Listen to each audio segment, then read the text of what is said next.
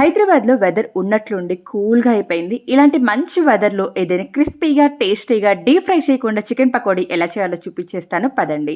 మీరు విన్నది నిజమేనండి. చూసారా? చికెన్ పకోడా ఎంత క్రిస్పీగా, చాలా టేస్టీగా ఉంటుంది.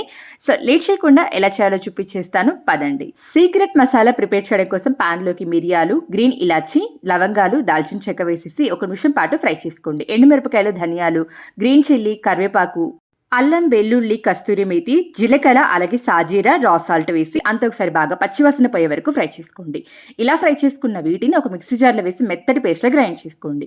క్లీన్ చేసి పెట్టుకున్న చికెన్‌లోకి అల్లం, వెల్లుల్లి పేస్ట్, పచ్చిమిర్చి, కరివేపాకు, అలాగే ఉప్పు, కారం వేసేసి అంతా ఒకసారి బాగా మిక్స్ చేసుకోండి. ఇప్పుడు ఇందులోకి గ్రైండ్ చేసి పెట్టుకున్న మసాలా కూడా వేసేసి మళ్ళీ ఒకసారి కోట్ చేసుకోండి. ఇప్పుడు ఇందులోకి 2 టేబుల్ స్పూన్ల కార్న్ ఫ్లోర్, 2 టేబుల్ స్పూన్ల శనగపిండి వేసి అంతా ఒకసారి బాగా మిక్స్ చేసుకోండి.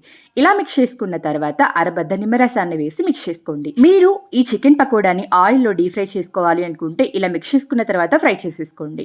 నేను ఇక్కడ ఈ చికెన్ పకోడాని ఎయిర్ ఫ్రైయర్‌లో ఫ్రై చేస్తున్నాను. సో, అందుకోసం జస్ట్ ఒక టీ స్పూన్ ఆయిల్ వేసి అంతా ఒకసారి మిక్స్ చేసి కొద్దిగా కొత్తిమీర కూడా వేసేసి మిక్స్ చేసేసుకొని ఎయిర్ ఫ్రైయర్‌లో ఫ్రై చేస్తున్నాను. ఇందులో వాడిన ఇంగ్రీడియెంట్స్ అన్నీ కూడా క్లియర్‌గా డిస్క్రిప్షన్‌లో ఇస్తాను. ఒకసారి చెక్ చేయండి. చూసారా? ఆయిల్‌లో డీప్ ఫ్రై చేయకుండానే క్రిస్పీగా నిజామాబాదీ భారీ చికెన్ పకోడీ రెడీ. ఈ చల్లటి వెదర్‌లో పప్పుచారుతో కానీ, పప్పుతో కానీ, అన్నంలో ఈ చికెన్ పకోడా పెట్టుకొని తింటూ ఉంటే ఆహా! అద్భుతంగా ఉంటుంది. ఇంకెందుకు లేటు లైక్ చేసి వెంటనే ఫ్రెండ్స్ అండ్ ఫ్యామిలీ మెంబర్స్‌కి షేర్ చేయండి.